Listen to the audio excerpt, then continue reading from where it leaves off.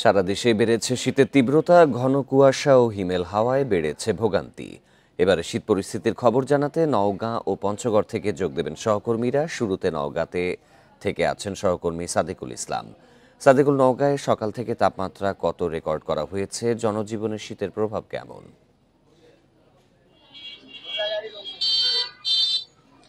আপনি জানেন যে নওগাঁ দেশের এক সীমান্তবর্তী জেলা। আপনি আজকে যে তাপমাত্রাটি রেকর্ড করা হয়েছে নওগাঁর বদলগাছি কৃষি আবহাওয়া অফিসে, সেটি হচ্ছে 8.6 ডিগ্রি সেলসিয়াস, এবং এটি দেশের এখন পর্যন্ত সর্বনিম্ন তাপমাত্রা বলেই মনে করা হচ্ছে।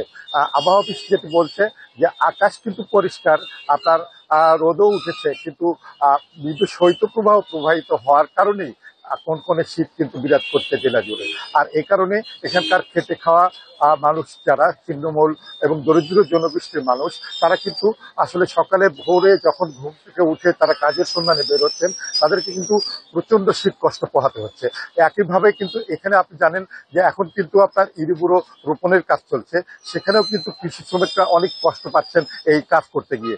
আমি এখানকার শীতবস্ত্র বিতরণের কথা যদি বলি, কিছুক্ষণ আগে আমার সঙ্গে কথা হয় নওগাঁ জেলা প্রশাসক মোহাম্মদ আব্দুল আওয়ালের সঙ্গে। তিনি যেটি জানিয়েছেন, স্থানীয়ভাবে সংগ্রহকৃত প্রধান উপদেষ্টার কার্যালয় এবং জেলা প্রশাসনের পক্ষ থেকে এখন পর্যন্ত কিন্তু ৭৫,০০০-এরও বেশি শীতবস্ত্র কিন্তু দরিদ্র মানুষের মধ্যে বিতরণ করা হয়েছে, এবং এই বিতরণ প্রক্রিয়াটি কিন্তু অব্যাহত আছে, এবং আরো শীতবস্ত্র কিন্তু পর্যায়ক্রমে বিতরণ করা হবে। আর একটি তথ্য আপনাকে জানাবো যে আপনি জানেন যে আসলে এখানে এই শীতের কারণে শুধুমাত্র যে মানুষ শীত কষ্ট পাচ্ছে এমনটি নয়, আপনি এখানকার যারা শিশু এবং বয়স্ক মানুষ, তারা কিন্তু শীতজনিত সর্দি, জ্বর, আমাশয়, ডায়রিয়া, হাঁপানি, নিউমোনিয়া সহ নানা ধরনের রোগে আক্রান্ত হয়ে প্রতিদিন কিন্তু নওগাঁ সদর জেনারেল হাসপাতাল সহ এখানকার আরো 10টি যে উপজেলা জনজীবনে শীতের প্রভাব বিদ্যমান। সাদেকুল আমাদের সাথেই থাকবেন। এবারে পঞ্চগড়ের পরিস্থিতি জানাতে যোগ দিচ্ছেন সহকর্মী শফিকুল ইসলাম। শফিকুল, বিগত কয়েকদিনে তাপমাত্রা পর্যালোচনা করলে পঞ্চগড়ের শীত পরিস্থিতি কেমন দেখা যাচ্ছে? জনজীবনের প্রভাব নিয়ে জানাবেন। দেখুন, পঞ্চগড়ের অবস্থান কিন্তু সর্ব উত্তরের সীমান্ত জেলা, অর্থাৎ আমরা সর্ব উত্তরের শুরুর জেলা বলছি। পঞ্চগড়ের কাছাকাছি হিমালয় অবস্থিত। এটা পঞ্চগড়কে কিন্তু হিমালয় কন্যাও বলা হয়ে থাকে।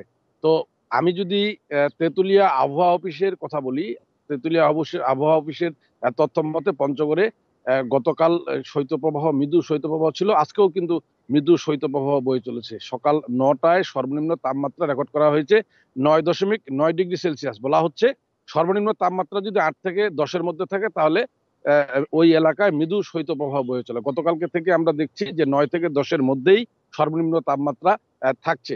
তো আমরা এর প্রভাবে আসলে দেখছি যে বিকেল থেকে ঘন কুয়াশার সাথে উত্তরের হিমশীতল বাতাস, এই বাতাসের কারণেই কিন্তু মাঘের যে হাড় কাঁপানো শীত, সেই রকম শীত অনুভূত হচ্ছে।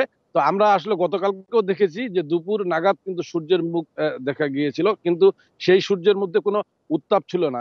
নিরুত্তাপ সূর্য কখনো কখনো মেঘের আড়ালে ঢেকে যাচ্ছিল। আজকেও সকাল ৮টার দিকেই সূর্য উঠেছে, কিন্তু সেই সূর্যের কিন্তু কোনো উত্তাপ নেই। পাশাপাশি রয়েছে হিমশীতল বাতাস। বাতাসের কারণে আসলে কনকনে ঠান্ডা। আমি প্রতি বছর দেখেছি যে এই শীতের সময় বিশেষ করে যারা খেটে খাওয়া মানুষ, দিনমজুর শ্রেণীর মানুষ, যারা রিক্সা ভ্যান চালক, ইজিবাইক চালক, কৃষি শ্রমিক যারা, তারা কিন্তু সীমাহীন দুর্ভোগ পোহাতে হয় তাদের। এবারও আমরা দেখছি। এর বাইরে পঞ্চগড় আধুনিক সদর হাসপাতালেও কিন্তু অসংখ্য শীতজনিত রোগী ভর্তি হচ্ছেন। প্রতিদিন বহির্বিভাগে চিকিৎসা নিচ্ছেন। যাদের আক্রান্ত বেশি, তারা কিন্তু ভর্তি হচ্ছেন। এই ছিল শীত পরিস্থিতি নিয়ে পঞ্চগড় থেকে সর্বশেষ। নওগাঁ ও পঞ্চগড়ের শীত পরিস্থিতির খবর জানাচ্ছিলেন সহকর্মীরা।